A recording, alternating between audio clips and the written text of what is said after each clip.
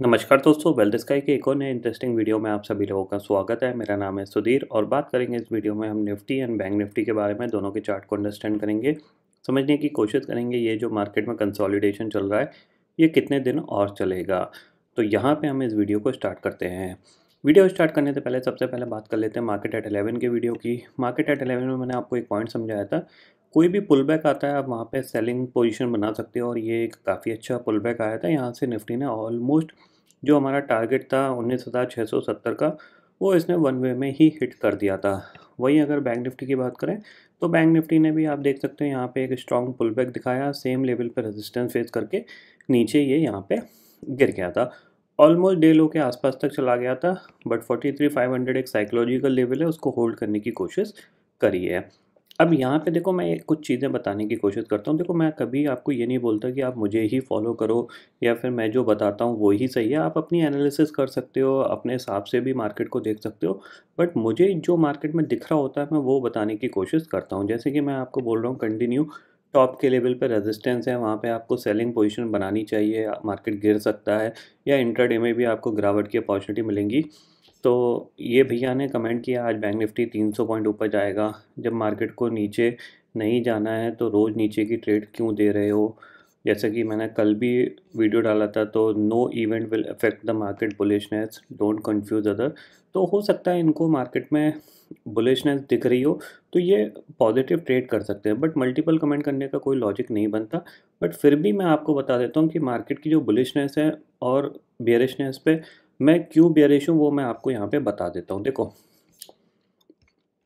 सबसे पहले निफ्टी पे चलते हैं। अगर आप नवंबर मंथ को निफ्टी में देखोगे, हिस्टोरिकल चार्ट के हिसाब से मंथली अगर आप यहाँ पे देखते हो, नवंबर मंथ में निफ्टी 3% बढ़ा है। ठीक है, ठीक है। वहीं अगर हम नैस्डैक को देखते हैं तो नैस्डैक अगर आप जाओगे हिस्टोरिकली, आप मंथली में जाओगे तो यहाँ पे देखोगे ऑलमोस्ट 10% है। ठीक है ना, यहाँ पे नवंबर मंथ में 10% ये बढ़ा है। ठीक है। वहीं अगर हम बैंक निफ्टी को देखते हैं तो बैंक निफ्टी में भी अगर देखोगे, आप हिस्टोरिकल में जाते हो, आप मंथली अगर आप देखोगे तो मंथली नवंबर मंथ में 1.69% ये बढ़ा है। ठीक है। वहीं अगर हम यहाँ पे डाउ जोन्स को भी देखते हैं, अगर हम डाउ जोन्स से भी कंपेयर करें तो कहीं ना कहीं हमने काफ़ी ज़्यादा अंडर परफॉर्मेंस किया है। मंथली आप जाइए और यहाँ पे भी देखो 5.5% से ऊपर की यहाँ पे बढ़त है। हमने निफ्टी में 3% चले हैं, बैंक निफ्टी में सिर्फ 1.5% चले हैं नवंबर मंथ में, जबकि नैस्डैक ऑलमोस्ट 10% है और डाउ जोन्स कभी करीब 5.5% है। ठीक है। इसका मतलब क्या है, हम अंडर परफॉर्मेंस कर रहे हैं। अब अंडर परफॉर्मेंस हमने कब करी थी, एक चीज़ ध्यान में रखिएगा, जब मार्केट बुलिश होता है ना तो कभी भी मार्केट रेजिस्टेंस बहुत इजीली फेस नहीं करता। ध्यान रखना, यहाँ पे क्या है, मार्केट रेजिस्टेंस बहुत इजीली फेस कर रहा है। आप ये देख सकते हो, ये मार्केट के लिए एक रेजिस्टेंस फेस था, इसने बिल्कुल एग्जैक्टली यहीं पे रेजिस्टेंस फेस करके फिर अटक गया। ठीक है। यहाँ पे भी ये रेजिस्टेंस फेस करके फिर अटक गया, यहाँ पे एक ब्रेकआउट देने की कोशिश करी, नहीं सस्टेन कर पाया, नीचे आ गया। समझ रहे। जबकि अगर आप पीछे जाओगे ना तो यहाँ पे कभी भी मार्केट रेजिस्टेंस फेस नहीं कर रहा था। आप देखो यहाँ से ब्रेकआउट हुआ, मूव कर गया, यहाँ से ब्रेकआउट हुआ, मूव कर गया। तो बेसिकली क्या है कि जब मार्केट की, मतलब अगर आपको लगता है मार्केट बहुत ज़्यादा बुलिश है तो मार्केट कभी ज़्यादा टाइम वेस्ट नहीं करता, मार्केट चलता रहता है। मार्केट को नीचे से रिकवर करना करना था। अब देखो यहाँ पे मार्केट को नीचे से रिकवर करना था, तो क्या कहीं इसने टाइम वेस्ट किया यहाँ पे? नहीं। गैप अप खुला, ऊपर चला गया, गैप अप खुला, साइडवेज चला गया। तो वही चीज़ मैं आपको बता रहा हूँ, ये जो मार्केट यहाँ पे हॉल्ट कर रहा है, तो ये हॉल्ट कर रहा है तो ये कहीं ना कहीं यहाँ पे क्या कर चीज़ कर रहा है कि यहाँ पे बायर्स को ये इंडिकेट कर रहा है कि आप आके बाय करो। वो चीज़ है, क्योंकि यहाँ पे बाइंग अपॉर्चुनिटी मिल रही है आपको। ठीक है ना। जबकि मार्केट कभी भी बाइंग और सेलिंग में किसी को अपॉर्चुनिटी देता नहीं है। जैसे यहाँ से गिरा, वन वे में ये 4 दिन में गिर गया, यहाँ से रिकवरी आई, gap up gap up gap up में ही ऊपर चला गया था। तो ये मेरा बेसिकली लॉजिक है कि ग्लोबल मार्केट जब इतना अच्छा कर रहे हैं, हम उनके सपोर्ट के बावजूद अच्छा नहीं कर पा रहे हैं। ये चीज़ आप क्लियरली समझ लीजिए कि इसीलिए यहाँ पे हम क्या कर रहे हैं, अंडर परफॉर्मेंस कर रहे हैं। दूसरी चीज़ है, अगर आप देखोगे तो जो बाइंग फैक्टर है वो मिड कैप और स्मॉल कैप में ज़्यादा है rather than Nifty bank Nifty में। वहीं अगर हम यहाँ पे एफ और डी के फिगर्स को भी अगर हम देखें तो आप देख सकते हो कि यहाँ पे क्या है, देखो ऑलमोस्ट एफ ने कंटिन्यूसली यहाँ पे क्या, अगर मंथ में भी देखोगे, इस मंथ में भी 6,500 करोड़ की यहाँ पे सेलिंग है। वहीं अगर आप अक्टूबर में भी देखोगे तो सेलिंग है, सितंबर में भी देखोगे तो सेलिंग है, अगस्त में भी देखोगे तो सेलिंग है। ये जो सेलिंग होती है बेसिकली ये लार्ज कैप में ज़्यादा होती है, ठीक है ना, क्योंकि एफआईएस के पोर्टफोलियो में लार्ज कैप स्टॉक ज़्यादा अच्छी क्वालिटी की कंपनियां ज़्यादा होती हैं रैदर देन भंगार कंपनियां। तो वो इफ़ेक्ट ज़्यादातर मार्केट को क्या है ऊपर मूव नहीं करने देता, ठीक है ना, क्योंकि हमारे डीआईएस तो बाय कर रहे हैं कंटिन्यू। डीआईएस की बाइंग सिर्फ मार्केट को होल्ड करा रही है, मार्केट को ऊपर नहीं ले जा पा रही है। ऊपर जो मार्केट जा रहा है वो आपका मिड कैप हो गया, स्मॉल कैप हो गया, ये मार्केट जा रहा है। तो अगर आपको बुलिशनेस देखनी है तो आपको निफ्टी को, बैंक निफ्टी को छोड़ के आपको मिड कैप और स्मॉल कैप में देखनी पड़ेगी। निफ्टी और बैंक निफ्टी में आपको ज़्यादा कुछ ऊपर की तरफ रिटर्न नहीं बनेंगे। डेट्स वाई यहाँ पे मैं थोड़ा सा बेयरिश हूँ। दूसरी चीज़ है आगे आने वाले जो इवेंट्स हैं, जैसे मैंने बताया बजट है, इलेक्शन है, ये काफ़ी इंपॉर्टेंट इवेंट होते हैं क्योंकि ये पूरे साल की डायरेक्शन को तय करते हैं। पूरे साल मार्केट कैसा रहेगा इस चीज़ को ये तय करते हैं।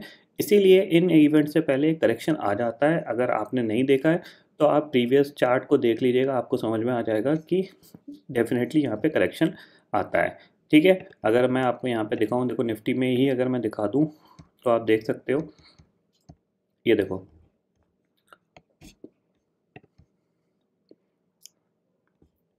ठीक है। यहाँ पे आप देखो, यहाँ पे क्या है, निफ्टी यहाँ से मूव किया और नवंबर में जाके इसने पूरा टॉप बना दिया। उसके बाद दिसंबर स्टार्ट हुआ, दिसंबर में इसने करेक्शन दिखाया, फिर पुल बैक हुआ, फिर करेक्शन दिखाया, फिर पुल बैक हुआ, फिर करेक्शन दिखाया और मार्च तक ये करेक्शन ही दिखाता रहा। यानी ऑलमोस्ट ऑलमोस्ट 4 महीने इसने करेक्शन के ही दिखाए हैं। अगर आप थोड़ा सा और पीछे चलोगे तो, और पीछे भी अगर आपको लेके चलूँ तो मैं, आप देख सकते हैं यहाँ पे, मान लीजिए ये आपका दिसंबर मंथ है, ये देखो यहाँ पे मार्केट ने क्या हुआ, यहाँ पे ये करेक्शन चल रहा था, फिर ये दिसंबर में ये पुल बैक आया, पुल बैक के बाद ये दोबारा से ये करेक्शन में चला गया। ऑलमोस्ट जो आपका लो बना था मार्च तक में, करीब करीब 15,800 तक का लो बना था।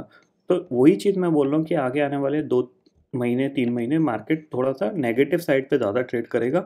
आपको नेगेटिव साइड की अपॉर्चुनिटी ढूंढते रहना है। ऐसा नहीं है कि आप सोचो कि ग्लोबल मार्केट बहुत ज़्यादा स्ट्रांग है, मैं बाय करके बैठ जाता हूँ, ऊपर कभी ना कभी तो जाएगा। तो चांसेस वेरी हाई कि आप थोड़ा सा फंस सकते हो। बाकी आप समझदार हो, मुझसे अच्छे ट्रेडर हो, ज़्यादातर लोग मुझसे अच्छे ट्रेडर्स हैं।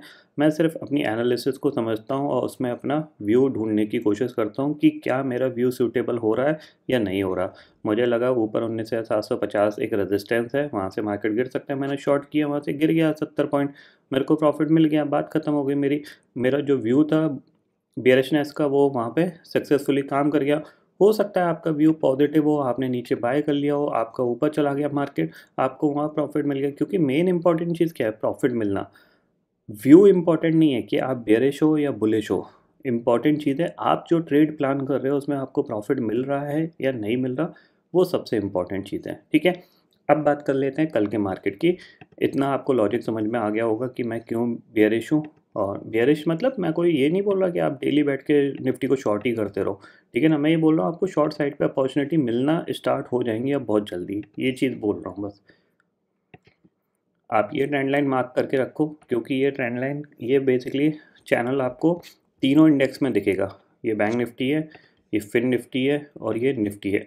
इसी के बिहाफ पे हम कल ट्रेड प्लान करने वाले हैं।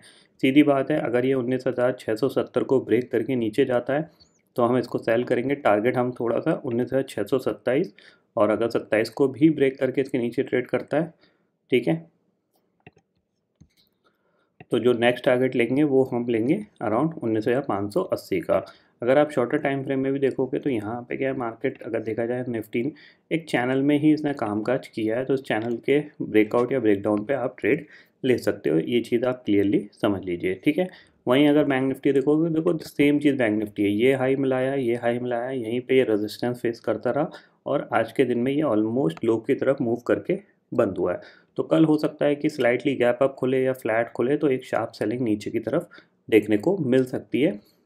ऊपर जब तक ये इस लेवल को नहीं क्रॉस करेगा 43,725 को, तब तक ये इतना ज़्यादा बुलिश नहीं होगा। इसके ऊपर सस्टेन करेगा तो फिर हम एक्सपेक्ट कर सकते हैं 43,890 तक के टारगेट आपको देखने को मिल सकते हैं। नीचे 43,500 ब्रेक हुआ तो नीचे आपको अराउंड 43,350 और 43,250 तक के टारगेट देखने को मिल सकते हैं, ठीक है। किसी भी रीज़न से अगर ये स्लाइटली गैप अप खुलता है तो फिर हो सकता है कि यही रेंज फॉलो अप करे 43,700 से लेके 43,500 की, ये पॉइंट ध्यान में रखना। कल फिन निफ्टी की एक्सपायरी है और नॉर्मली फिन निफ्टी की एक्सपायरी में वॉलेटिलिटी थोड़ी सी ज़्यादा होती है तो लोअर हैंड पे अगर आप टारगेट फाइंड आउट करोगे तो 19,420 ये आपके लिए एक सपोर्ट का काम कर सकता है। ठीक है, ये आपके पास जो एरिया है ये सपोर्ट का काम कर सकता है 19,420 से लेकर 19,360 का। और ऊपर रेजिस्टेंस के तौर पे देखा जाए तो 19,600 से लेके 19,630 ये आपके पास एक रेजिस्टेंस एरिया है, यानी इसके आसपास मिलेगा तो डेफिनेटली यहाँ पे एक बार सेल किया जा सकता है। और किसी भी रीज़न से अगर ये नीचे 19,400 के आसपास मिलता है तो वहाँ पे बाय करके काम किया जा सकता है। तो ये फ़िलहाल रेंज है मार्केट की जिसके बेसिस पे आप अपनी ट्रेड को प्लान कर सकते हो। इस चैनल का बहुत ध्यान रखिएगा, जब तक इस चैनल के अंदर ट्रेड कर रहा है तब तक ये कंसोलिडेशन करेगा, तो इसके बीच में आपको कोई एग्रेसिव ट्रेड प्लान नहीं करनी है। लेट देम आइदर ये ऊपर की तरफ ब्रेक करे या फिर नीचे की तरफ ब्रेक करे, तब आप एक ट्रेड प्लान कर सकते हो। कम क्वांटिटी में कर लीजिएगा या फिर स्टॉप लॉस लगा के कर लीजिएगा, ये चीज़ आप क्लियरली समझ लीजिए। ठीक है, ग्लोबल मार्केट की सिचुएशन करंटली अगर हम देखें यहाँ पे इंडेक्सेस फ्यूचर्स में जाते हैं तो डाउ फ्यूचर 10 पॉइंट अप है, नैस्डैक फ्यूचर करीब 17 पॉइंट अप है, यूरोपियन मार्केट फ्लैट है, ग्लोबल मार्केट में भी कंसोलिडेशन चल रहा है एक अच्छे मूव के बाद। ये पॉइंट आपको ध्यान में रखना है। ठीक है, तो आई होप दोस्तों ये पर्टिकुलर डाटा आपको समझ में आ गया होगा। दोस्तों फिलहाल इस वीडियो में इतना ही है। आई होप ये वीडियो आपको पसंद आएगा। वीडियो पसंद आता तो लाइक और शेयर ज़रूर करिएगा और चैनल को जो सब्सक्राइब कर लीजिए, क्योंकि मैं सुधीर लेके आता रहूँगा हर दिन आपके लिए नए नए वीडियो। इसी के साथ शुक्रिया दोस्तों, जय हिंद।